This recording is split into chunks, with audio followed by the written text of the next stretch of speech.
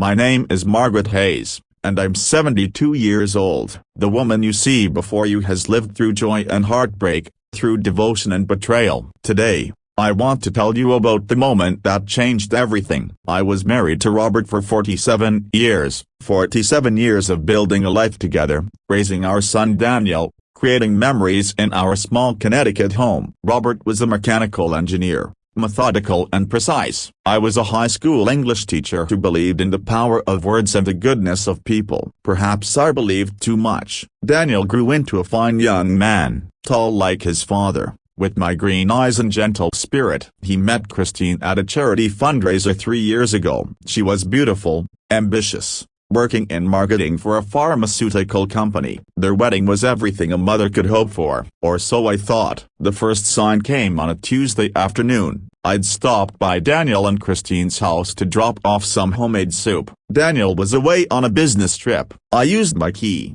calling out as I entered. The house was quiet, too quiet. Then I heard it. Laughter from upstairs, Christine's voice, and another, a man's voice I knew as well as my own heartbeat. Robert's voice. I stood frozen in that hallway, my hands clutching the container of soup. Part of me wanted to run, part of me needed to know. I climbed those stairs slowly, each step feeling like a lifetime. The bedroom door was slightly open. What I saw shattered 47 years in an instant. My husband, my son's wife, together. I didn't scream, I didn't cry, not then. I simply turned around, walked down those stairs, placed the soup on the kitchen counter, and left. That night, Robert came home like nothing had happened. He kissed my cheek, asked about my day, settled into his recliner with the evening news. I watched him, this man I'd loved since I was 23. This stranger. How was your day? I asked calmly. Oh, the usual,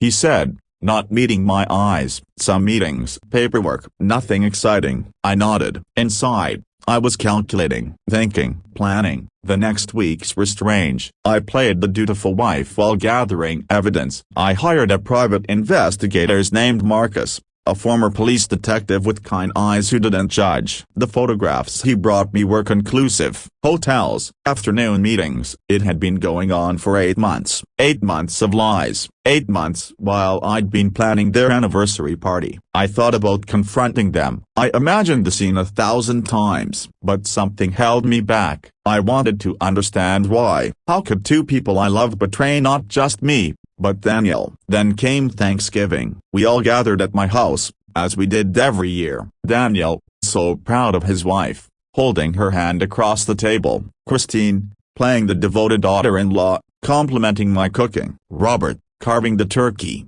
playing the patriarch. I watched them all, and I made my decision. After dinner, Daniel helped me with the dishes. Just the two of us in the kitchen, like when he was young. Mom, you seem distant lately, he said, drying a plate. Is everything okay? I looked at my son, my beautiful boy, now 32, still so trusting. I thought about destroying his world with the truth. I thought about protecting him with silence. Daniel, I said quietly, I need you to know something. I need you to know that I love you more than anything in this world. He hugged me, confused but concerned. I love you too, Mom. What's going on? Sometimes, I continued, life asks us to make impossible choices, and sometimes, love means making the hardest choice of all. 2 days later, I invited Christine to lunch. Just the two of us, at a quiet restaurant by the water. She was nervous. She knew, somehow, that I knew. Margaret, she started, but I raised my hand. I'm not here to yell, I said softly. I'm here to give you a choice. Her face went pale. You can end it with Robert today,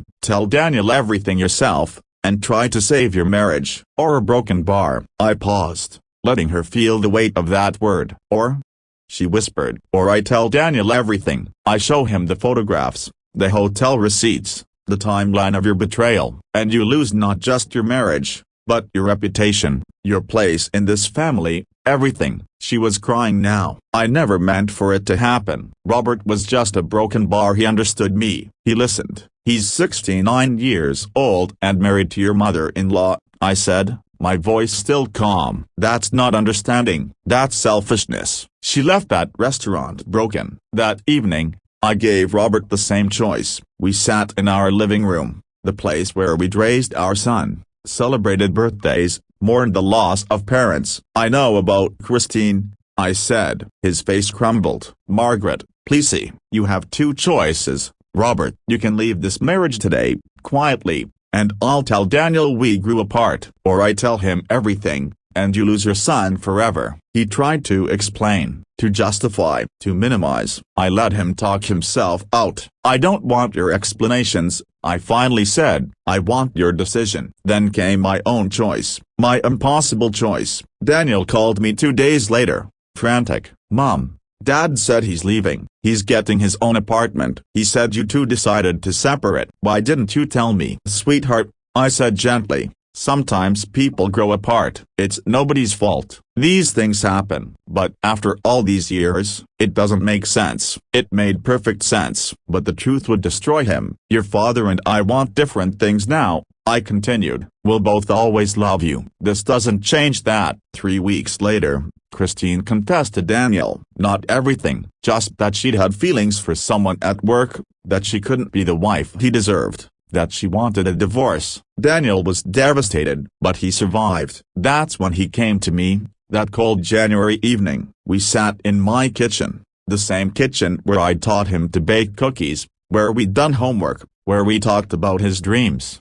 Christine wants a divorce, he said, his voice hollow. She met someone else, and now you and Dad are separated. My whole family is falling apart, and I don't understand why. I looked at my son, and I made another choice. Daniel, sometimes life is messy and complicated. Sometimes people make mistakes, and sometimes we have to decide what we can live with. Your father and Dia broken bar. We had a good run, but it's time for us to live separately. As for Christine, she's being honest with you now. That takes courage. You're defending her?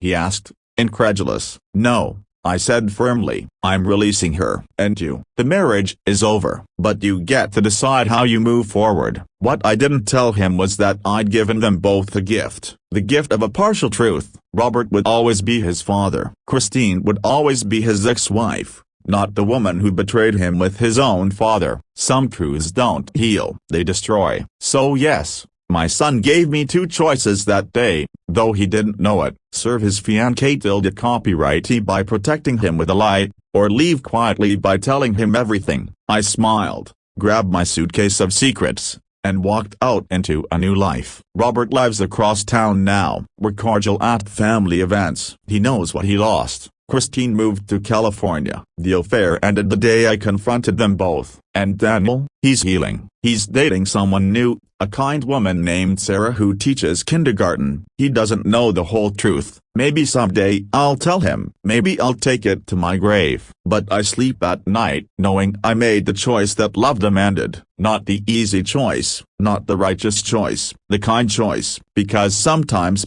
protecting someone you love means carrying their pain so they don't have to. That's what mothers do. That's what love is. Sometimes the strongest act of love is choosing what not to say. Sometimes wisdom means understanding that not every truth needs to be spoken, and not every betrayal needs to be exposed. Margaret learned that revenge isn't always about punishment. Sometimes it's about choosing grace when others deserve judgment. And in that choice, she found her own freedom.